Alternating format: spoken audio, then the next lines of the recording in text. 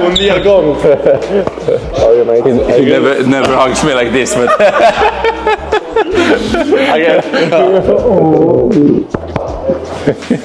Un día con el hombre acá.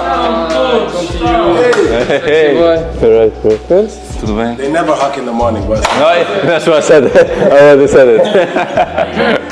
And as you know, if you see Franco, you'll see Trincão, and vice versa. So you always. In 2022, they won 5-0. So it's a real example of how he's taken them on. And of course, this man leading from the front, incredible journey Gyökeres has been on. Obviously, he was at Brighton, he had loans at Swansea and then Coventry in the Championship. I remember watching him in the Championship and thinking this player looks a class apart, really, from the teams he was playing, the players he was playing with. He joined Coventry for £1 million from Brighton and really worked hard in that off-season, building up his physique and started knocking around Championship defenders, scored 20 goals that season.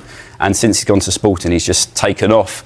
45 goals in 43 matches for them in the Portuguese league. But look at this season, 21 games, this is club and country, 21 games, 27 goals, 4 goals for Sweden.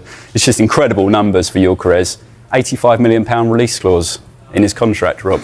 Wonder if anyone might be tempted to put out that huge amount of money for him. There are reports that will go. Viktor Gyökeres is the name we'll all keep a very close eye on. Another 4 goals for him on Friday night to add to his tally. He scored 20 in all competitions already this season.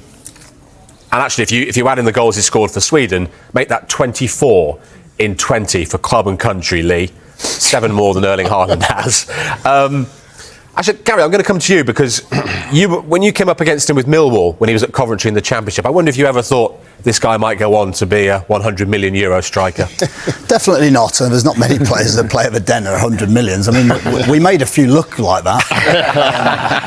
But yeah, I watched him quite a bit at St. Pauli when he was on loan there in the Bundesliga too from Brighton, and I thought he looked excellent. I think he got into sort of double figures, but nothing like he's doing now. And he didn't look like the mature striker, of course, at that, still a young player. And you saw little bits in some of his loan spells, not enough.